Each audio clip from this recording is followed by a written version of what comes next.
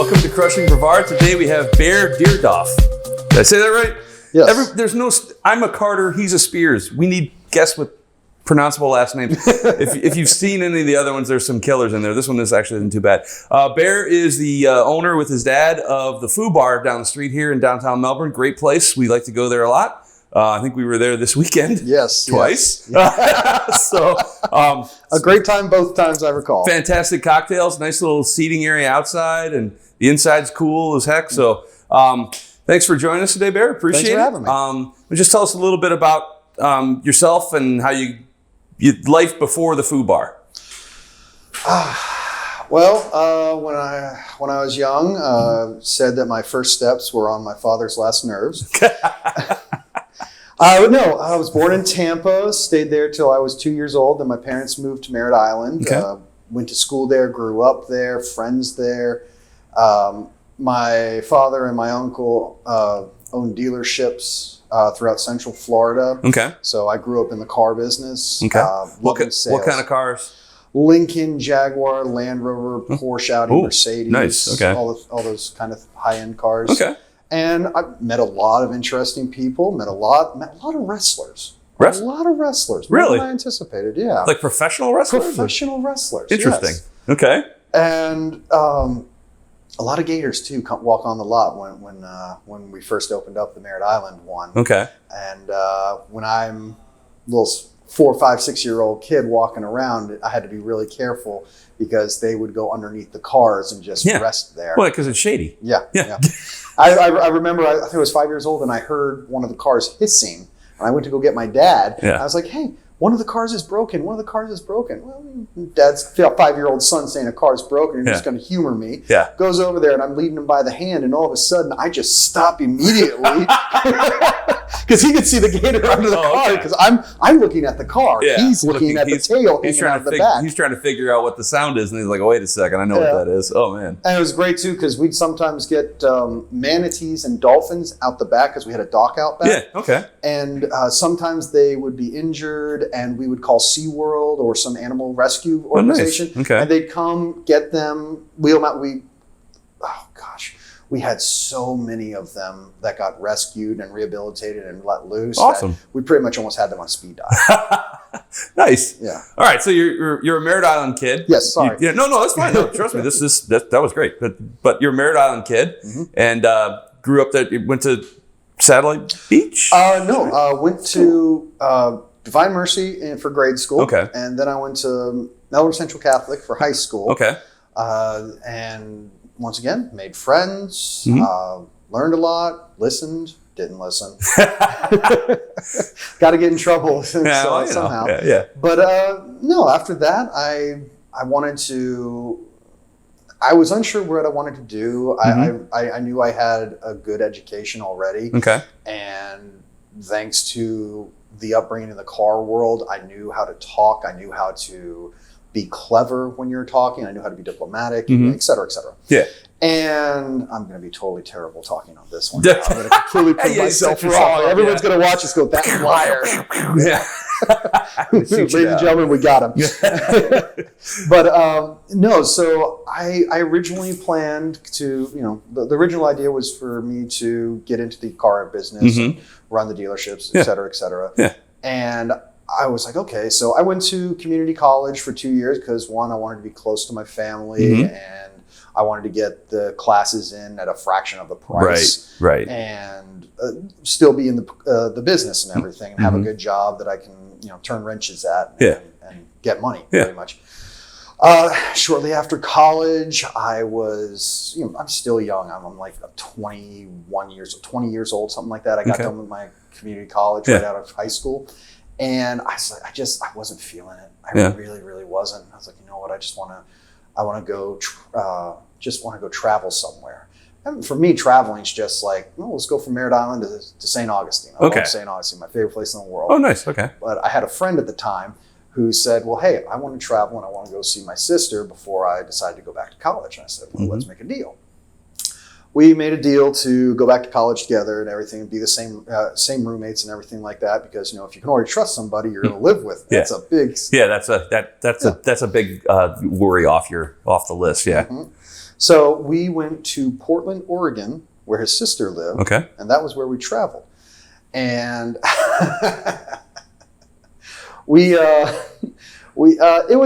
was a fun time. It was a good time. Okay. I had no car, no motorcycle. I had no computer, no TV or anything like that. It was Really? like I walked everywhere I needed to go, or I took the bus, which I'm going to say this, the bus is over there. Fantastic way of transportation. Okay. All right? Okay. I got a month-long ticket for $60. Now it's like, it's like gas for a week.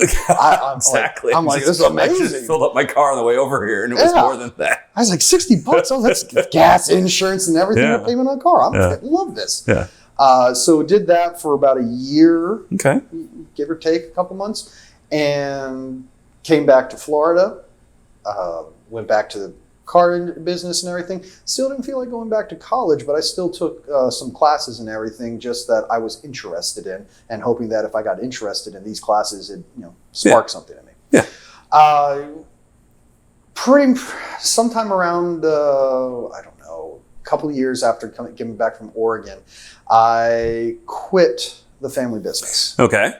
How did that go over?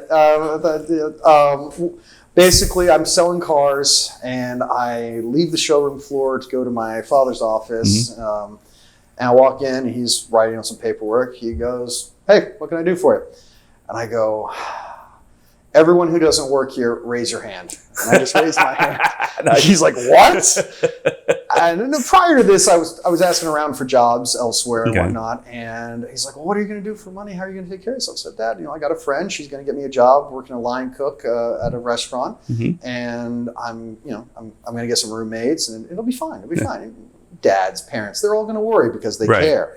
Well, yeah, right? and they had your life all planned out for you. Yeah. And it would have been a great life, I think. I think I could have done it, but just right then and there, youth, we know everything because we're immoral, right? Right. Why do we have to listen to the ones who have been there, done that? Right. Okay. But no, I did that. I went off, did the cooking thing for a while. I moved to Palm Bay. I got a job over at Captain Hiram's. Then got a job at Foo Bar. Okay. I was working there as a bouncer to start off with. Okay. And then went to bar backing, bartending and everything. Once again, great people. Loved everybody I worked with. Met some interesting characters along the way that I still know to this day. That happens when you go to a bar. Yeah. I mean, some of them still talk to me, so I'm amazed at that. There you go. But was there for about 3 years. Then I went to Debauchery right across the street. And I was there for about 10 years. Oh, wow. Okay. Yeah. So I did security, pretty much mostly security there, but also bartending and bar back. They let me play on some days. Yeah.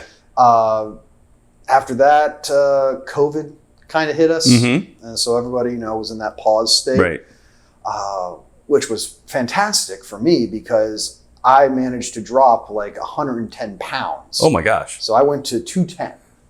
Seriously, you were 320, you went to 210? Yes. Wow. Yes. We'll talk about that in a minute too. I say 320, but it was probably once you see the 320, I don't look anymore. I don't need to look anymore. Yeah, exactly. Okay. So after COVID happens and we do those soft openings, we all did. I was working at Debauchery still. Some family, we had death in the family, and I wanted to go be closer, and was like, I can't do that here. So I went back to the family business. Okay. Just to, be closer to my family. Okay. And about a year or two after that, my father and my uncle decided that they were going to sell the business. All right. So they sell it all. Yep. And they're out of it. They're like, what? We've done this for about 40 years. We've made our mark. We've made a lot of great friends, had a great time, made money. So now it's time when we go enjoy it. Yeah. And my dad, newly retired, newly widower, I was, we were talking and everything, and he's like, "Hey, what do you know about Foo Bar?" I was like, "I know a little bit about Foo Bar." Yeah. He goes, "Oh, is it a good bar? Is it a good bar?" I said, "Yeah, it's a great bar." He says, You think we can make any money at a bar? I'm like, "Oh yes, yes, yes, you can, yes, you can, yes, you can." So he's like, "Okay," and that was that. And I was like, all right. And I just go off, and a couple weeks later, it's like, "Hey, I need you to cut a check." I'm like, "Okay." And he goes, "We're buying Foo Bar." I'm like, I got to get a different checkbook. That isn't this checkbook, right? That's a different checkbook. Yeah. So we got Foo Bar. Everything was fantastic. We opened April 8th of 2022, our first day. And one of the things I remember is we had 2 bartenders who came with the bar. And I did an inventory check and everything. And I was like, okay, so we're opening up on a Friday. We can order on Monday and get our delivery in on Wednesday. I should have enough liquor to make it in here. Yeah. Well, apparently enough people heard that Foo Bar had reopened because it had been closed for all of COVID and prior before that, that I came in the next day and I did some inventory. And I'm like, I'm going to be lucky to have enough liquor left over by 4 o'clock this afternoon. So it was a good problem to have. But I don't want anybody coming in going, hey, do you guys have vodka? And it's like, oh, we did 30 minutes ago. Sorry about that, my man. But no, so it's been a great learning experience. I mean, I've been in the industry for a while also, because the entire time I'm with the family business, I'm also working at other bars and whatnot, because I just love the industry. I think it's great. And when I tell you what, I do miss just working in a bar, because I didn't have to worry about 90% of the things I worry about now. It's like, I want to use 5 rags and everything, and now I'm like, I could spread this one a little bit more. Okay, yeah. But no. I say that all the time. Like the biggest transition for me from what I did before to this now is like whenever somebody picks up a napkin, I'm like, wait, I paid for that. Anybody uses a straw, I'm like, wait, I paid for that. Like, and a lot of stuff I hear from people now. It's like, well, it's just a rag, it's just a napkin. Why you got to be so tight about it and everything? I say, well, it's not that I'm actively telling them don't use 5 rags. Don't use 5 napkins. I don't tell them that. Okay. It's in my head, and it's because I'm crazy, and so that's what happens. And it's like I can't help it because I pay for it. Right. And so if you pay for something, you want to make sure it's properly used, it's taken care of, things like that. You pay more attention to it. Yeah. Okay, so you hit the gates, you hit the ground running really fast. Nice, and you guys do a good business. Like I said, we've been down there a couple times, and sometimes we get a table. Sometimes we don't, but that's okay. It's, we like it. We like it when other places are busy around here. Tell us a little about like the offerings at Foo Bar, and like just give us kind of for people who don't know what it's about. Well, first off, a lot of people confuse it with a food bar because they think it's FOODBAR. I can't even tell you how many people from when I first started there till even now are like, what kind of food do you guys have? I was like, sorry, no, we run a strict liquid diet here. So you want snacks, go down the street, right? Yeah, exactly. I'm like, go to Crush 11, go to Meg's, they've got tons of great food. And so we offer cocktails, beers. It's not a club, it's a lounge. You go there to relax and have a good time and enjoy yourself. And as bluntly as I can be, it's a professional bar. Okay, this isn't, it's like, hey, I need, I don't know, 12 of these $3 shots that you've got. I need the 2 for $3 beers that you guys are running. It's like, I don't offer those kind of specials or anything like that. I have, my father and I wanted to make it an upper tier kind of a place. And I told him, I'm like, okay, well, let's start with 1, paying our employees well, and 2, let's get our wells to be better than introductory. And so we start mid-tier with our wells. So what this does, it brings prices up. Now, yes, Foo Bar, we're the most expensive bar in downtown. All right. And that's a problem for some. And it's a preference for others. Because with the prices being as high as they are, since I don't have $3 beers, if you want a $3 beer, you just go somewhere else. I was in college, I went to people who were in college. We go for where we can get it. The $3 beer. The $3 beer, the all you can drink for $20, the bottomless buckets. That's what I wanted and everything. But this bar, it's not that. It's not the college hangout. It's not the quick stop or the dive bars. The ones we're all familiar with. It's definitely up there. The pricing lets you know, and because of this, people have an expectation. And because of that, I have an expectation for what the bartenders are going to do and everything. So we present it as something for if you want a good cocktail, if you want a nice Manhattan, a martini, or anything of that, like a Negroni, come on in. We got you. Yeah. Would you like a great selection? We got you. Yeah. Okay. We don't like lower tier or anything like I said, no $3 shots. Right. There are other certain liquors that I will get in because, promo bottles. Yeah. We're all cursed with that. Yeah. We get that. It happens. Yeah. And it's like, you know what? Fine. I'll do this for, like $6 shots and everything. Yeah. And so we also do, like, it's our shots. We're not ounce shots. We're ounce and a half shots. Okay. And that's also another reason for the high prices because you're that, getting more liquor. Yeah, you get more liquor. Yeah. So. No, I like that description of professional bar because you go in there, the bartenders are great. The setup is beautiful. It's got, the like lounge seating, like you said, on the one side, and then you can sit at the bar. And the little outside outdoor area. seating, just out in the open and everything. No, I like a professional bar. With all the rain and heat we've been having lately, it's kind of like, you need some really determined people sitting out or there. my wife. Oh, I love to sit outside. Like I said, really determined. Exactly. So let's go back to the weight loss thing. 110. How do you lose 110 pounds? What do you just decide one day? Hey, I gotta do something different. Honestly, boredom. Okay. I had this huge tree, like 80-foot chestnut walnut tree in my front yard, which the root systems were starting to grow around, vital pipes for my house because it wasn't put as far out as it was supposed to be. Okay. When I bought the house, it came with it. Yeah. So I was like, okay, well, I'll just tear this thing down and grind the stump. Yeah. I start doing that, and I'm like, you know what? I should eat right while I'm here and everything. Since I'm not at work and I've got to save my pennies and everything now.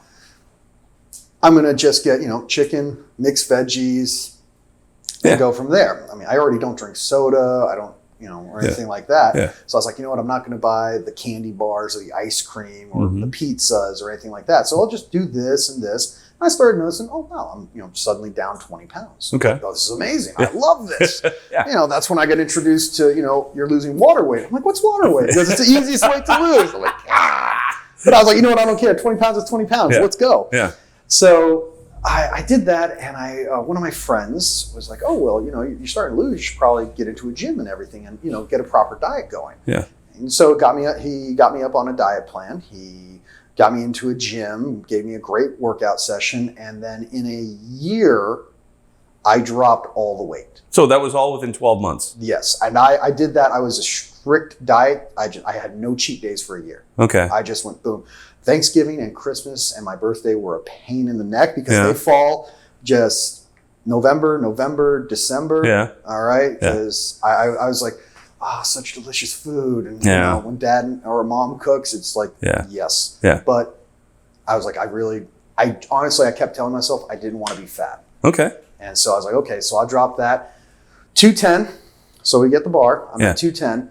As of yesterday, I'm at 260 now. Uh-oh. Yes, because it's harder to keep a regimented diet and exercise routine when you open up a new business of any kind and just you're there all the time because there's still stuff I'm learning and everything, like point of sale systems and everything with how to do that. And then they just changed a whole bunch of stuff on us. So now I've got to relearn a bunch of new things. It's like, well, how has the inventory been screwed up on this? It's like, oh, well, you remember how it was? Yes. Forget everything you knew. Nothing like that. It doesn't work anything like that anymore. Right. I'm like, okay, so for a year, I already learned all this stuff. We made it better. Yes. And I got to relearn this. Yes. Okay. But so I lost all the weight. I felt great. It was amazing. I knew I had reached it when I could fit back into a large. I haven't been able to fit into a large t-shirt since I think I was 12 years old. Okay. All right. And I felt great. Yeah. Get this place. I was in like a nice like vest, button-down tie, nice pants, shoes, et cetera, et cetera. Yeah. And pretty soon I started noticing I was getting bigger and bigger and bigger, just because I was eating wherever, whenever I could. Right. And that's mostly downtown. Yeah. And that's you're running into a place around here, or you're running. Yeah, we go through a lot of clarified butter here, so yeah, that's just saying. if you're snacking here, that's the part of the problem I have here is put on a couple pounds because I eat here every day. So that's not a bad thing, but as long as you can control it, it tastes great. Yeah. But I just, and this is nothing bad about the restaurants down here. Anything, they're great. Love them, obviously, because I keep eating them. Yeah. That's just, I need to get time, and I gotta repurpose myself and get that will back to like, hey, I gotta start going the other direction now, because it's like now I've only got 50 pounds I gotta lose. Yeah. I was like, I can crack that out. Not 6 a problem. months. Come on, easy. Yeah. Easy. Oh yeah. In that 6 month period, we also need you to open, close a bar, and watch these, and hire people, and get new liquors in, and run specials, and this and that. And I long for the days when my phone didn't ring and vibrate every 20 minutes. Yeah. Oh man, I forgot to turn the ringer off. Yeah. This is another thing. I mispronounce people's last names, and the phone always rings at least once while we're doing this. But so far, I'm only halfway there. Well, no, I did the name okay. All right, good. Yeah. I'm broaching new ground here. We're breaking new ground on this one. Nice. In this episode of Crushing Brevard. So you run it with your dad? Yes. And he's having a blast with it. Oh, okay. He's not in the industry. He used to be a waiter back in ye old merry days. Okay. All right. And he was just a server. Yeah. So he doesn't know how the whole deal works. Yeah.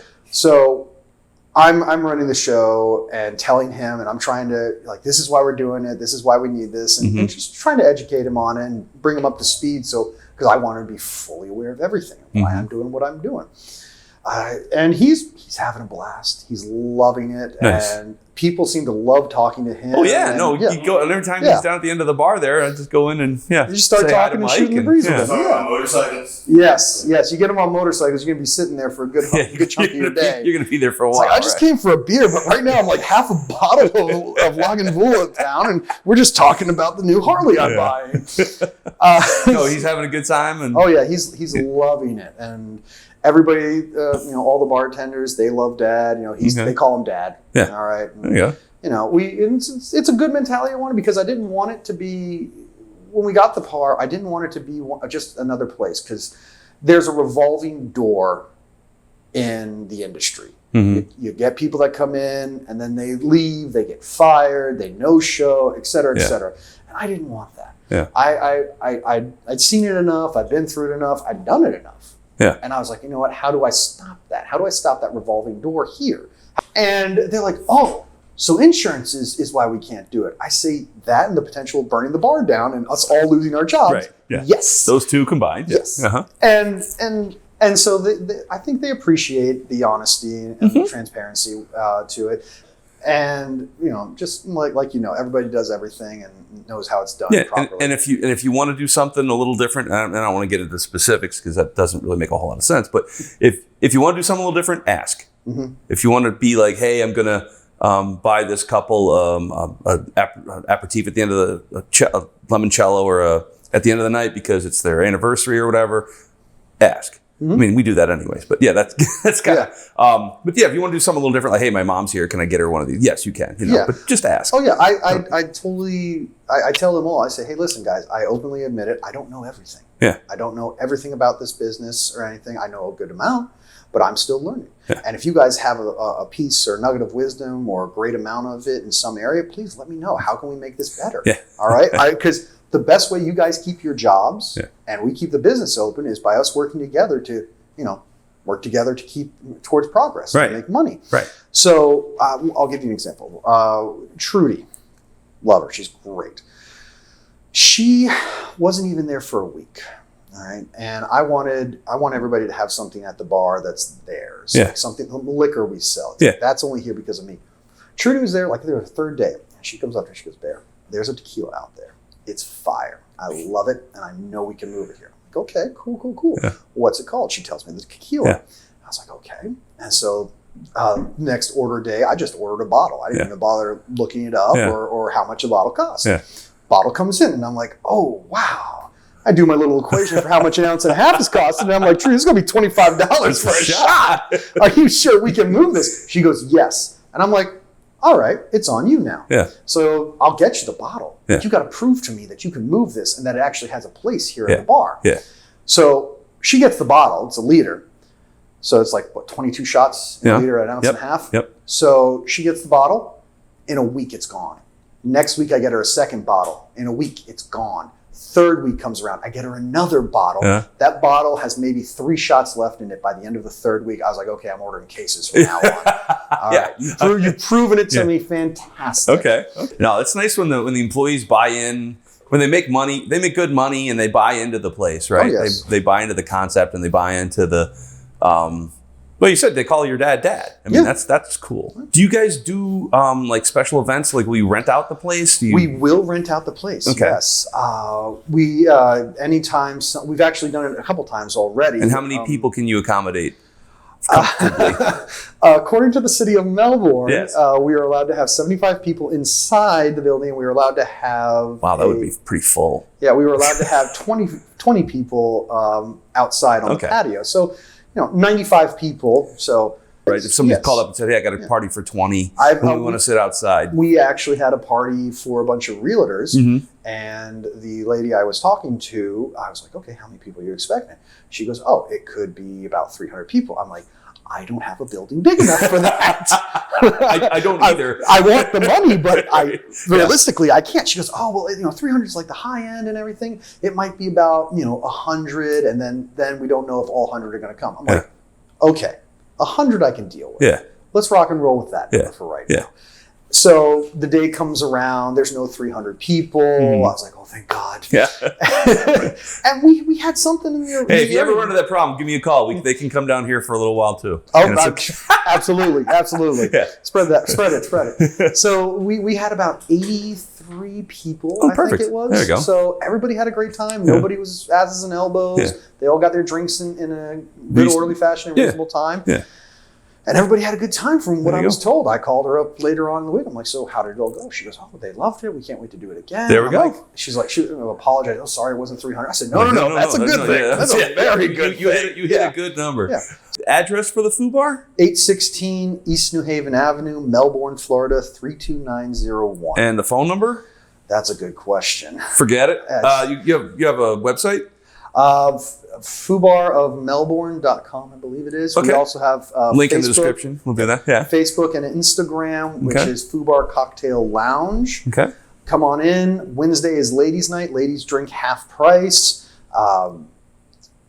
Thursday is Latin night. Sunday is happy hour all day. Whoa. All right. Yeah. Monday is industry night, and Tuesday right now is 550 Wells.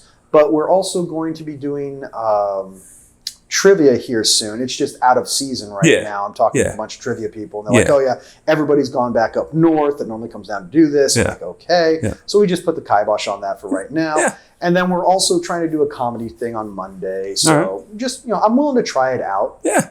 For everybody watching, Crush 11 has one of the best creme brulees I've ever had. Oh. I would love everybody to come here and at least order it. I want them to make a run on it. Like I was telling you, like one of the things I hate about creme brulees, around here or anywhere really in general, is you can always taste the fuel from when they're caramelizing the top and everything. I can't taste that here. I love that fact. Yeah. But then I sadly realized, the reason I'm 260 is all these sweets. I probably, I don't need to be doing this so often. Well, I appreciate the call out of the creme brulee, and thanks for your time. We appreciate Thank you very much. Thanks for spending time with us. Thank you for having me.